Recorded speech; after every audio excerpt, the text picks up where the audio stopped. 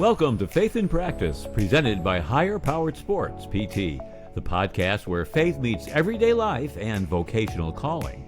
Each episode, your host, Kurt Kessler, and his guest will explore how to live out your faith in your work, relationships, and daily challenges. Let's grow together and discover how to live out your faith with passion and purpose. Let's get started.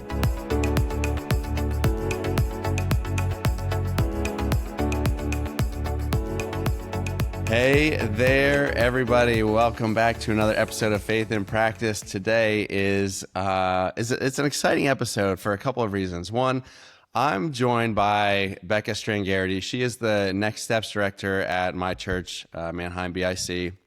And I've known her for a little while. My wife has known her for a little while now, but you'll see soon, she is just like this beacon of positivity. She's just so fun to talk to. She's so fun to be around. And before long, you're going to understand exactly what I mean by that.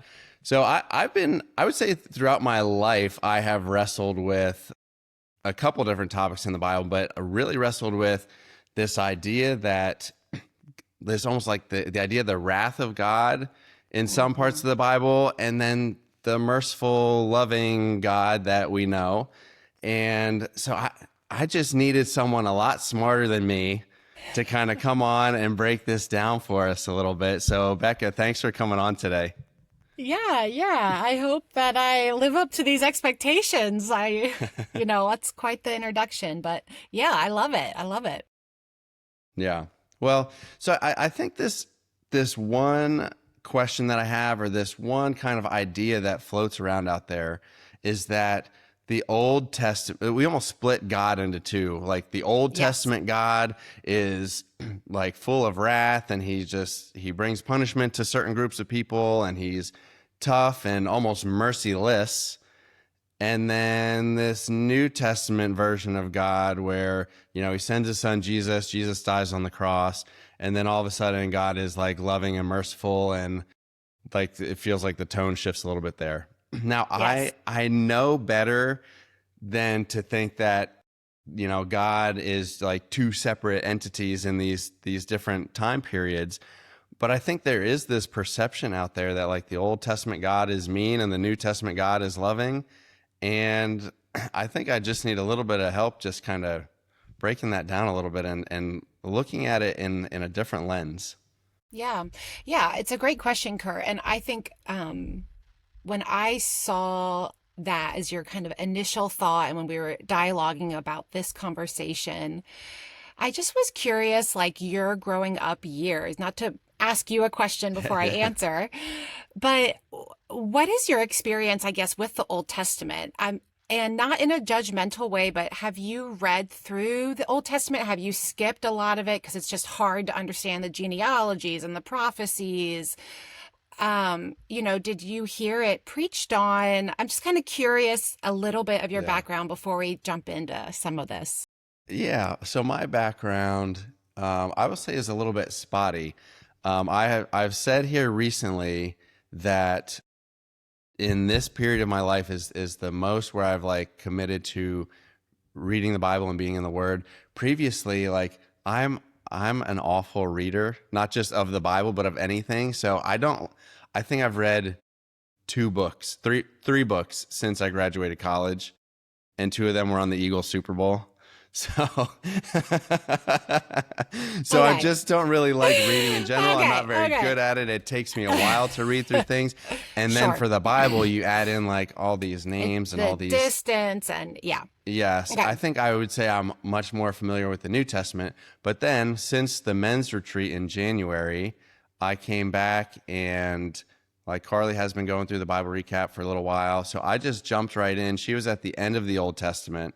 So I got like a tiny little bit there, but now we're like day 345 or something. So we're almost done with the New Testament.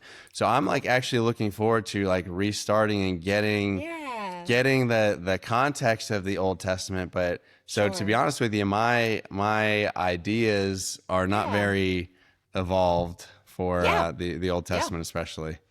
That's great. I grew up, and I don't remember many sermons, if any, on the Old Testament. It was just this removed. Now we're in the New Testament. Jesus is here. Woohoo. And that was it. And then I went to seminary, and I feel like the Old Testament was just open to me, and this amazing, it was just this light bulb. And then, of course, living in Israel those 5.5 years and learning Hebrew and speaking it and reading the Old Testament in Hebrew. The joke at church is I would keep the Old Testament and, I'll keep Jesus, but the rest of the New Testament I can do away with. I just love the Old Testament. So, and I will die on the hill. I think I said this to you in a text, that God is actually way more kind and merciful in the Old Testament. And Jesus is much more, this is the way, there's one road, you're out. And that's not the experience of people. So I find it really fascinating just why, and is it just, there is so much in the Old Testament as a book. But anyways, to get to your specific question and kind of handle this, I think it is really common. And I think most people listening to your podcast will agree. Yeah, Jesus is so loving. God is so mean. He's killing everybody. What do we do with all of this? So I would love to take you to Exodus 34, and I will read it for us here on the podcast. And I just want to kind of explain a little bit about this passage. The first thing I will say is I love that you affirmed in the beginning, you know that there's one God. It's not like there's an Old Testament God. Now we have a new God in the New Testament. One God in 3 parts. Get somebody else to explain the Trinity, because I still don't understand how it works exactly. God, Jesus, the Son, but I believe it, but it's a little weird. That's not my thing. So yeah, I just wanted to affirm that. But in the Old Testament, the whole overarching story of the Bible is God in relationship to us and wanting to restore this relationship with us, right? He existed in Genesis in this beautiful Trinitarian unity and intimacy, the Father, Son, and Spirit. Let us make man in our image. It was right away this relational connection. And then when Adam was formed, it was not good because there was no connection for him. So then he made the woman, and had the two together. And then after the fall, right away in the 3rd chapter, right, it's this chasm and this brokenness. And so really the overarching message of the Bible is God trying to restore that chasm and bringing connection back to humanity, back to us and God, us and nature, earthquakes, mosquitoes, they should never be, right? So God's on this, cataclysmic rescue mission for all of it. And in the Old Testament, we see a God who is very patient. So in Exodus, we're going to be reading in Exodus 34. And this is kind of after they've been, exodus from Egypt. The Red Sea has happened.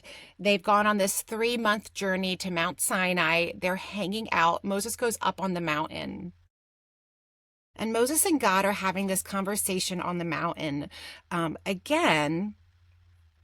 And the first thing I want to point out, and when you go back through Exodus, Kurt, you'll see this. In the first few chapters of Exodus, those first 4 chapters, if you look for the words see or seen or saw, God is so active in seeing. He saw what was going on. He is aware of it. He's watching it. And he puts out all of this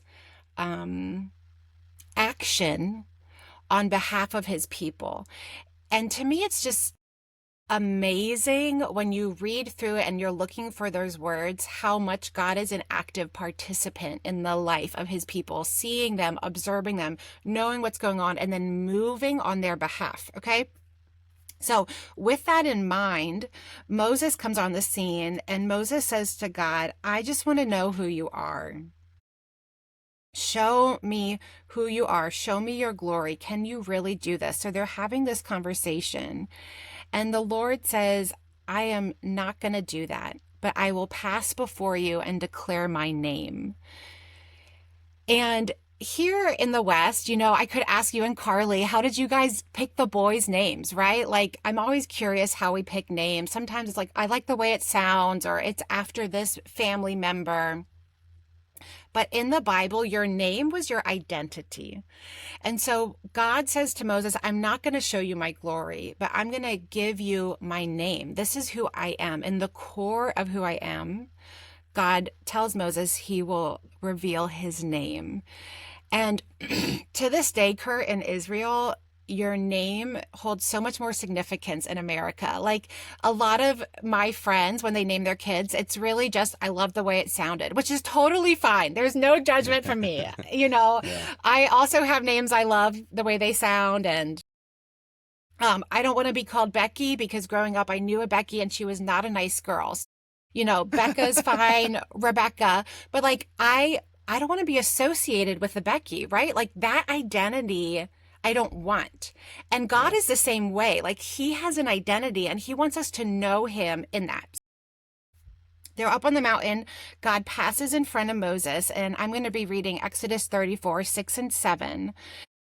And it says, the Lord passed before him and proclaimed, the Lord, a God merciful and gracious, slow to anger, abounding in steadfast love and faithfulness, keeping steadfast love for thousands generations, forgiving iniquity and transgression and sin, yet by no means clearing the guilty, but visiting the iniquity of the parents to the children and the children's children to the third and fourth generation. And then Moses bows his head and worships. I love this passage because I think one of the things that's a challenge about the Old Testament is we're not Israelites. We don't live in Israel. We don't speak Hebrew. The culture of the ancient Near East is so removed from us. And so sometimes we read these things and it's literally, even for myself, sometimes I'm like, what is going on here? Now, I am a nerd. Not like you. I love to read. I read 3 books this week alone, or last week, I should say. So, I will just research whatever I want, right? But for someone like yourself, who's like, you're a dad, you're running a business, you don't have time to just read these biblical dictionaries, encyclopedias to understand. But I want to just break down a couple of these words because we see it repeated. First of all, some Bible trivia for you, Kurt. You can tell Carly tonight. These 2 verses I just quoted, verses 6 and 7, are the most quoted verses in the Bible by the Bible. So you will see them repeated over and over. Now, sometimes it's just a portion, but the Psalms, the prophets, even in the New Testament, they're going to repeat these. Why? Because it is the first time God says his name. And God is declaring, this is who I am in my heart. So this is going to be repeated over and over. And if we want to have a right view of God, we have to kind of disentangle all these things we grew up with, believing that God is wrathful, or, if sometimes I had great parents, but they still sometimes were impatient. And so sometimes I'm like, oh, God's going to be impatient with me too. Like I tipped the scale. This one thing I did, now I'm going to go to my room and he's going to have to come. And so we interact with God a lot like how we interact with our parents or our families of origin. And so I really love to have us rethink and use these 2 verses. Like this is God telling us who he is. It's the only time he does it. And it's the first time he does it. And it's going to be repeated over and over.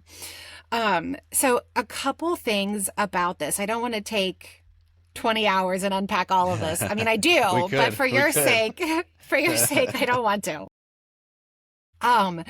But this merciful and gracious, these 2 words in Hebrew, one is a action-oriented word, and one is a like pulling in and holding word. And what I just think is so cool is the word for merciful in Hebrew. It has this same root word as the word for pregnancy or carrying a baby. They're the same. And what is so cool to me is, and I'm sure you've experienced this with Carly and any of your listeners who've ever seen a mom with a baby, when that baby cries, like the mother's milk releases, like she has to physically comfort her child. It is like this internal force that is causing her to hold this baby and nurture it and be compassionate, be merciful to care for this child. And this is the same Hebrew word here in this passage. And so I love the image that God starts off saying, I'm the Lord, I'm merciful. And it's that same word that is used for a mother with a newborn child.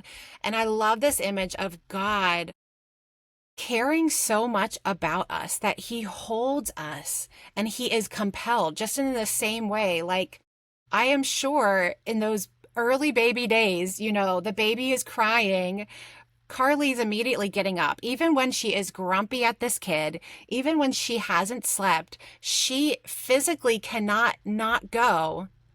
That kid is giving her nothing. I mean, no offense to your children. The boys are beautiful, Kurt. But they are contributing nothing to you and Carly for the most part. But yet she is so compelled to go. So it's this like action oriented to care. And I love that. That's the first description God gives of us. Like if he wants us to know who he is, this is who he is. And I love that. This next kind of phrase, slow to anger, is one of my favorite Hebrew words in the Bible and in general. So it's an idiom in Hebrew, just like we'll say it's raining cats and dogs outside. We all know there's no cats and dogs coming down, right? So this is also a Hebrew idiom. And in Hebrew, it means long of nose.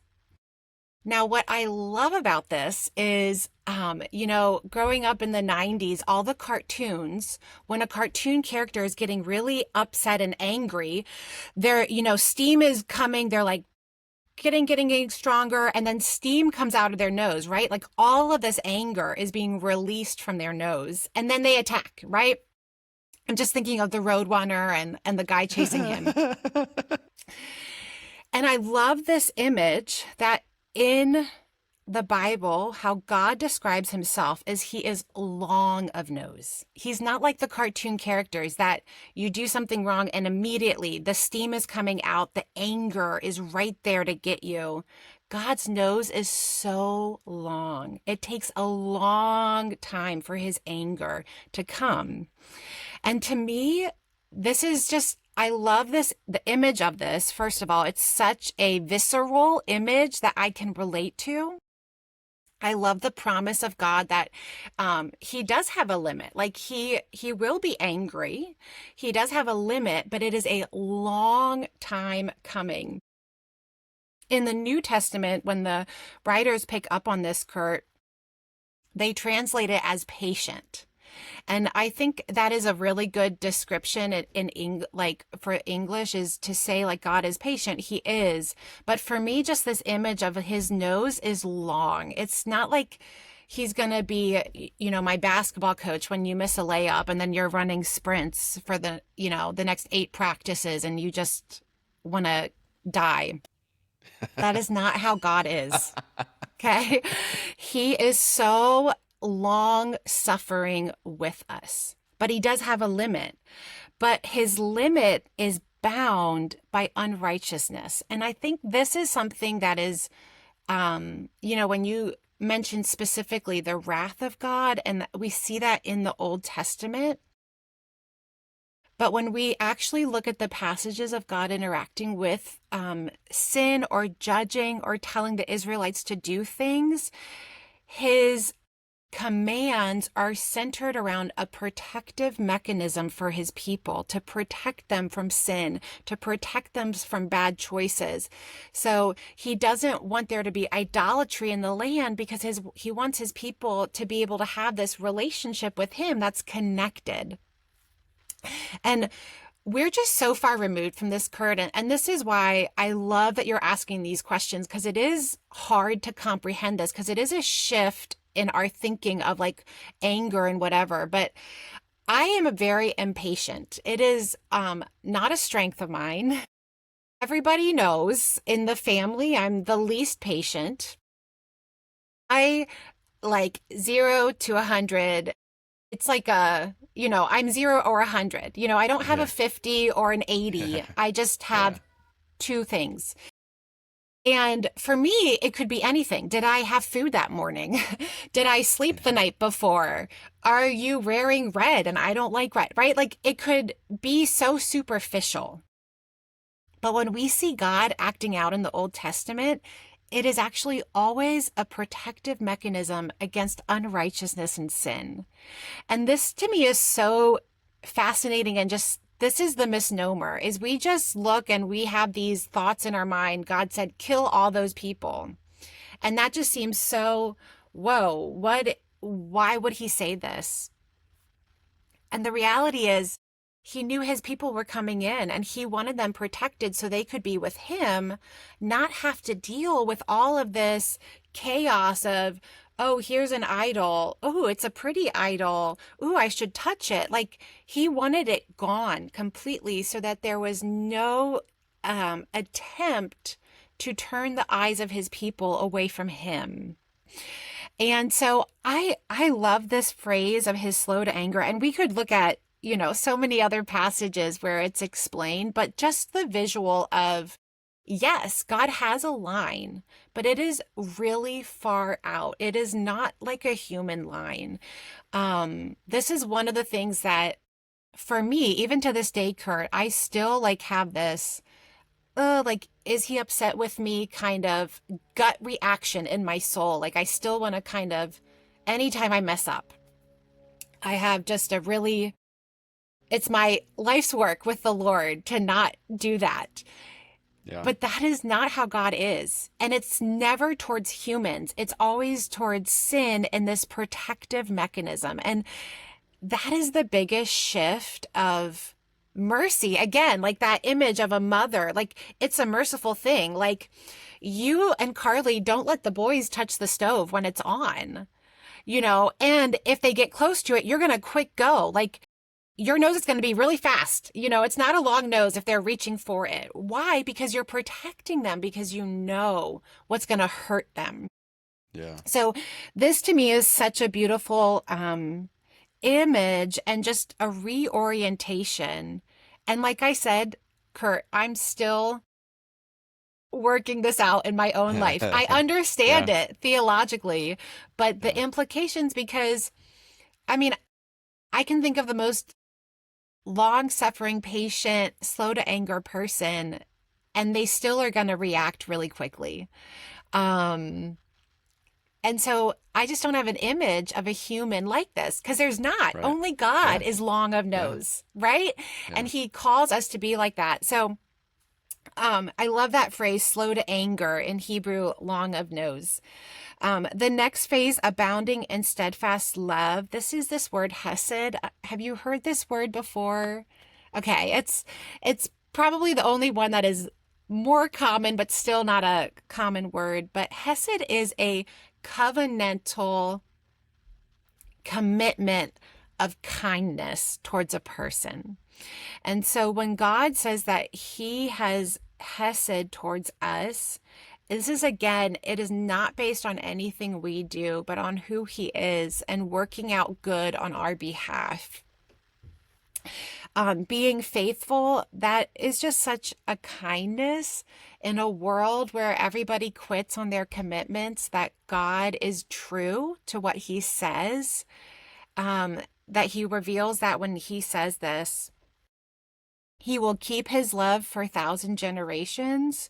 Then this last phrase, I'll just quickly unpack and you can ask some questions. I'm saying a lot. I know I am. But this last kind of phrase people struggle with, forgiving iniquity and transgression and sins, but not clearing the guilty, but visiting on the parents, the children, the children's children to the 3rd and 4th generation. This is actually a kindness of God also.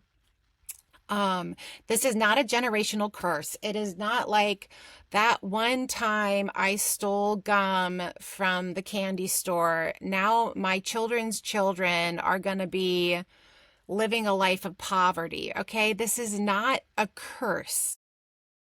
This is literally in the Hebrew It's kind of a cause and effect of living in a result of the fall. We all bear the effects of this, but God is limiting it to only the fourth generation. And so for me, this is really comforting as someone who has chronic illness and health issues, a result of the fall. I know that that's probably going to be passed on if I have children. It could be, we don't know, is it genetic or not? Okay. But something that is genetic, it could be, but there's a limit. Like God in his kindness is limiting the results of the fall. To me, this is just such another example of his mercy and his compassion that we have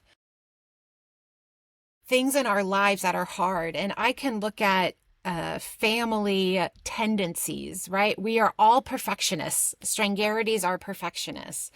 But to know that that is going to be ended, that there will be Strangarities who don't have to work out their salvation in the sense of being perfect, that's an incredible gift. So this is not a God is saying you did one thing and now all of your children and their children will bear the effects. This is God actually saying there are effects of our choices, but God in his mercy is stopping it from being forever and ever. Yeah. When I look at this, Kurt, and literally when you read through now the Old Testament, when you go back through, you're going to see these phrases repeated over and over. And it's just amazing to me. This is God revealing himself for the first time, saying, this is who I am in my heart. I will show you my name. I will tell you. To me, it's just really, really special. And Jesus, when he comes on the scene, he has this whole conversation with the disciples. I think it's Matthew 13 or 9 or 9:13. I don't remember. And he says, in my heart, I am come to me, all who are weary, for I am gentle and lowly in heart, and you will find rest for your souls. It's the only time Jesus says what's in his heart. He does all these great things. Like, my Father says this, my Father says that, pray to my Father in this way, be healed, go, sin no more. Like, he says a lot, but the only time he says what's in his heart is he says he's gentle and lowly. And to me, this is just affirming this passage in Exodus when God reveals himself and he says he's merciful, he's gracious, he's slow to anger. Like, the heartbeat of God hasn't shifted between testaments. If anything, Jesus kind of pushes it further, truly. And Jesus is like, okay, no more. It's not just this. Now it's not just commit adultery. Now it's if you look at someone with lust, you're gone. The road is very narrow. Not everyone can come. So Jesus kind of brings it a little smaller, which is just fascinating to me, in general. But I have said a lot. Okay. So pushback, questions, thoughts. What doesn't make sense? What are you thinking about now? Because this was a lot. I know. So I've been taking notes here. Okay. And I'm just going to kind of go through each of them. The first thing I wrote down is you said God is an active participant. And I think that is so important because I'm probably guilty of this, and I would guess that a lot of other people are as well, of just thinking like God is up there just like, pulling strings, which is active, but like on like a personal, intimate level, like God is working in us, he's working through us, he's working for our good. And I think it stood out to me. It's just important for us to realize how active God actually is in our lives, and not just like chilling on a throne and just like, here, you go do this, you go do that. Like, he is like in it. Yes.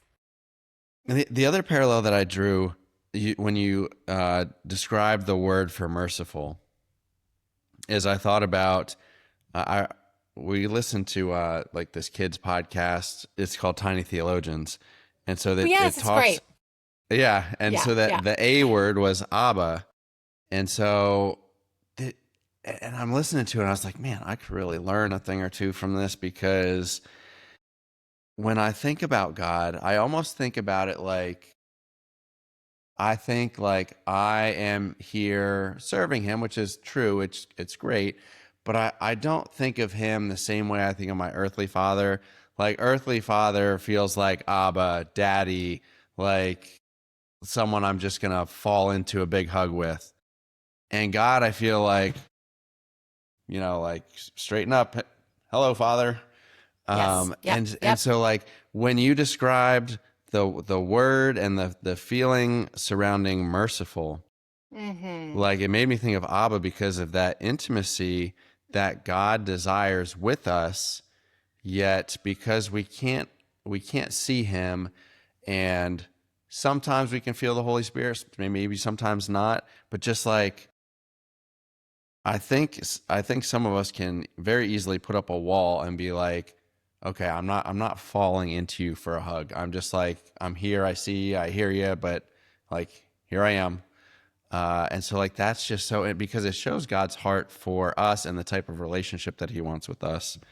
You started describing long of nose, and I was like, okay, where's this going?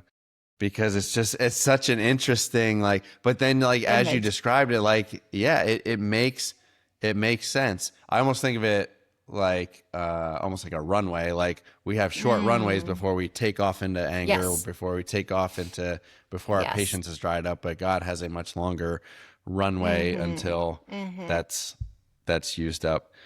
I'm really glad that you said that you're still working it out. You're still working through it for a number of reasons. One, it's so easy to think that people who have gone to seminary or studied the Bible, like they just have all the answers and whatever. No. But like the truth is you're working through it like the rest of us. You just know a lot more because that's what you've dedicated Which your is life sometimes to. makes it harder, Kurt, honestly, True. because I have to work through and push aside what I know to get into my heart. So Yeah. it's but yes, In some absolutely. way, Definitely still I'm working. yeah. And I'm not describing you as this, but it makes me think of like the Pharisees, where like they know the law, they uphold the law, but it doesn't mean that it's like in their heart. Like those are two separate things, knowing and like feeling / living. So yeah, that's cool. And you said something also very interesting, and I want to touch on it because for the longest time, especially growing up when I was more immature than I am now, this idea of circumstantial punishment, or like, okay, I have this illness, I must have done something wrong, or I broke my leg, God must be punishing me for something, or heaven forbid, X, Y, and Z, something terrible happened in our family or our community or the world, and like God must be punishing for that. But like that's I think it's dangerous to think that way, because it makes it less relational and more like transactional. Like yes, there are consequences for our sin. Yes, God has mercy when we repent, but just like, yeah, I want to make sure that people are not falling into that mindset of like, oh, I must be getting punished for something that I did. Because the more and more we read, or the deeper we get, like that's not what God tells us he's about. So I know when I was younger, I used to really think that way, and not a good representation of God. It's not. Yeah. I'm glad you highlighted that, because I do think, again, we have this cause and effect in the West, especially, like, because of this, then this, and that is not God. And this is, again, the first time God says who he is, what is in his heart. And so if we're going to have an orientation of God, it has to be oriented on truth. And that is not a part of this passage at all. So yeah, I'm glad you highlighted that, because it is hard. I mean, even for me, I'm just like, why did this happen? What is going on? And it's hard to hold the reality of a broken world and a good God. And so we want to have meaning. And so we'll insert God incorrectly into that. And that's why community is so helpful too, to be like, that is not of God. This is not who he is. So yeah, I'm glad you highlighted that. Yeah. Now, listen, you kind of said it earlier, but if we wanted to, we could host like a marathon podcast and just like talk through all of this, talk through a million things. But Yeah. I think where I want to take this, because we set out to kind of look at the Old Testament, look at the New Testament. We didn't get really into any of the examples in the Old Testament where God seems to be a little more stern or short of nose. Short of nose. Or his long nose has run out on several occasions. Yeah. But I do want to look at the New Testament and like, instead of contrasting Old versus New Testament as if God is different in those areas, how can we show how like God can be both perfectly just and perfectly merciful? Because it's like God bringing justice, that feels and sounds more like the quote unquote the wrath of God, and God being merciful. And you kind of mentioned Jesus a little bit. So just like, what do you see in the New Testament that makes you personally feel like, oh, I think the New Testament, he might be a little more stern or short of nose as compared to the Old Testament? Yeah. I should have like, Googled this is the passages, but some of the things that come to mind is just how quick Jesus was to reorient our thinking. And you even mentioned the Pharisees themselves. He's like, the Sabbath, when they're eating some grain on the Sabbath and the Pharisees are getting mad. And Jesus says to the Pharisees, the Sabbath is made for man, not man for the Sabbath. Like, the laws that we think are good and making us good are not actually our goodness. Our goodness is in knowing Jesus and having a relationship and a connection with him. In the Sermon on the Mount, he'll talk about, who, like the adultery passage. It's not if you look at this person, or it's not the actual act of committing adultery. It's if you look at someone with lust in your eyes. So he kind of takes the laws per se, but then he expands them to the heart. Everything in the New Testament is about your heart. Jesus kind of reveals in a lot of his parables, and for sure the Sermon on the Mount,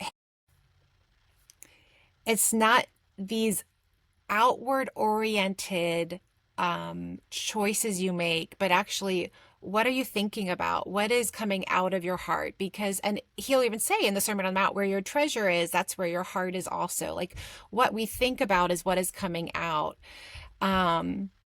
Which to me is just so beautiful. And Jeremiah and Ezekiel talk about this, that God's going to come and give us a new heart. Instead of a heart of stone, he's going to give us a heart of flesh. And so I just find Jesus, once we've had truth revealed to us, kind of the ability to be a little more gray or murky, I guess, is gone. And that now we have a choice. Like, the choice is in front of us. We can choose life or we can choose death. I think that's what it is in the Old Testament, there is more of a long of nose situation because it's by faith coming. And once it has come, now we have a choice put in front of us. We don't have as much space to, this or that. At the same time, it's the same God, and he is so merciful with us in our interactions. And Paul talks a little bit in Colossians, when Christ comes, the fullness of God dwelled in Christ in bodily form. In chapter 2, he says, and then he talks about what happened on the cross. In verse 13, I'm going to just quick read. And when we were dead in our trespasses and in the uncircumcision of our flesh, God made us alive in Christ, and he forgave us, erasing the record that stood against us with its legal demands. Verse 15, he disarmed the rulers' authorities, and he made a public example. He triumphed over them. And so, I don't know, it's not as if God is wrathful in the New Testament, but I think he grows this idea that it's not just our outward orientations that condemn us, but it's actually our heart. And I think that's what to me feels harsher and feels more wrathful because I guess I'm just very aware. I can do great actions, Kurt. I don't really sin a lot if you're looking at what I do or say. Yeah. But if I am honest with myself in my heart, what am I thinking towards others? How am I judging them? How am I judging myself? So I think that's for me where I see the New Testament as being more firm because I am so aware of the orientation of my heart. As much as I long for it to be oriented towards my Father, I'm so often building my own kingdom in my own Yeah. heart.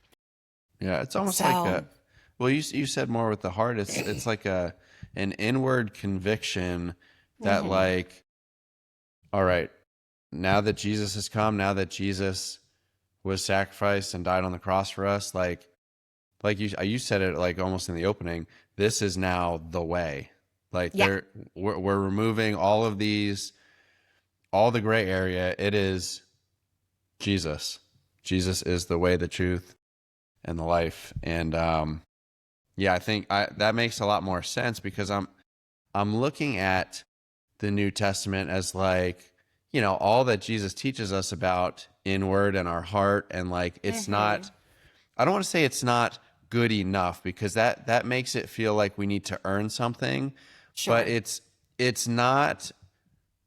If I go out and volunteer time at some charity, and I'm Mhm. doing it for the Blessings of Hope The coupon check that you mark. get. Yes, Yes. I'm doing it so that people see me serving.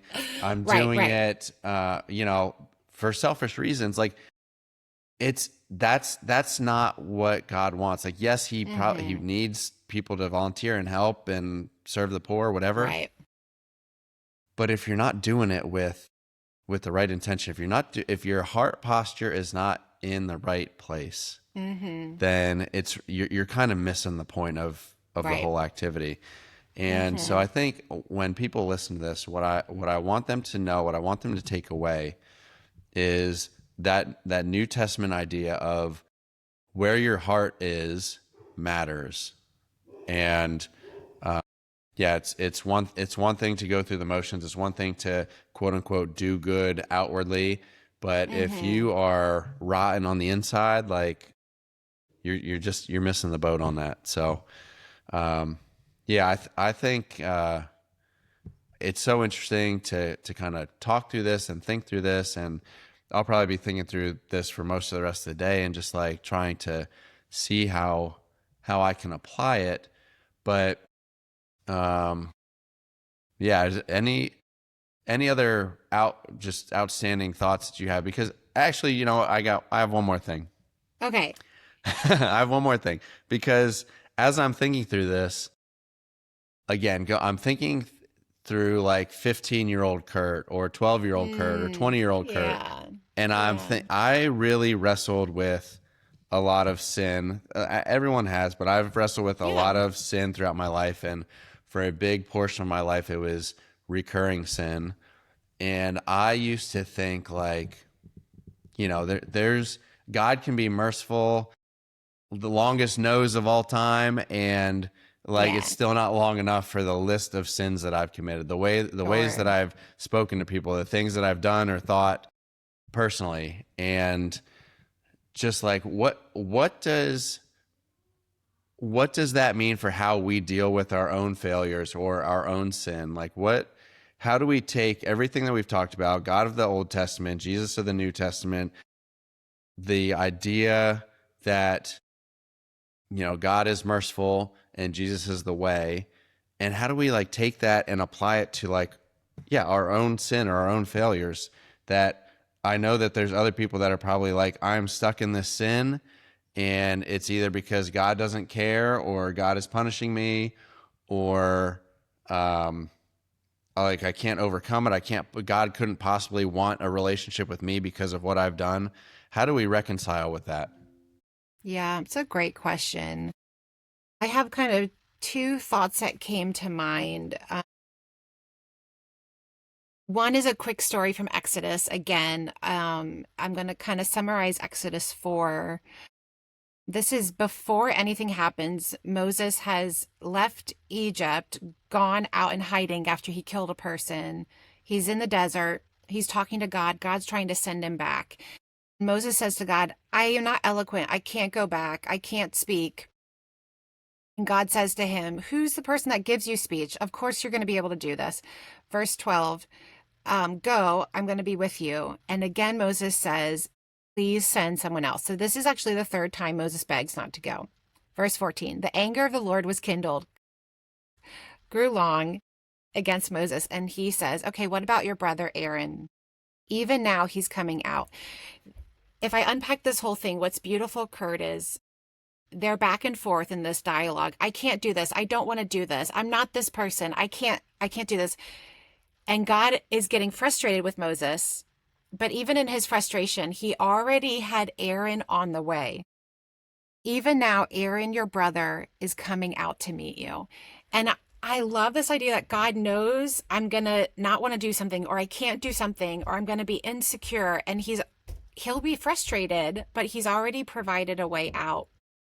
And that to me is, again, just such a picture of his mercy, that he knows us. He knows we're going to struggle with something, and he's going to already provide the person or the situation that's going to help us. And then the other thing that I think in the New Testament, the whole letter of First John, I think, is really what I would say to young Kurt. Do a Bible study, read through this every day, over and over. It's only a couple chapters. But verse 3 says, see what love the Father has given, that you can be called a child of God, and that is what you are.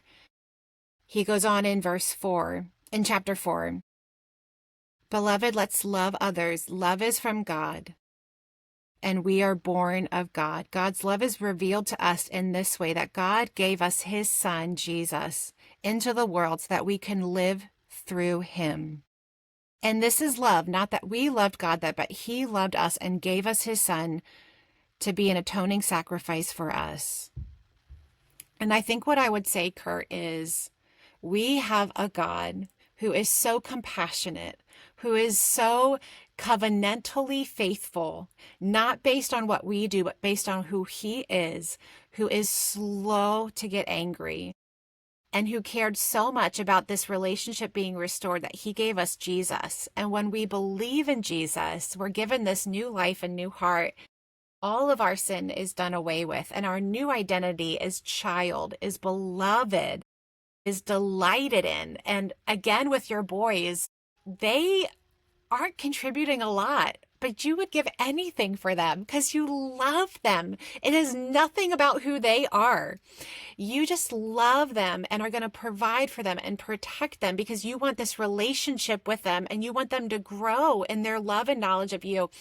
And so I think what I would say is our identity as child, as beloved, doesn't shift even if we're struggling with sin. And the more we can increase and remind ourselves of our true identity in God, in his love, in his compassion, and foster this connection with him, it actually diminishes this desire for other things.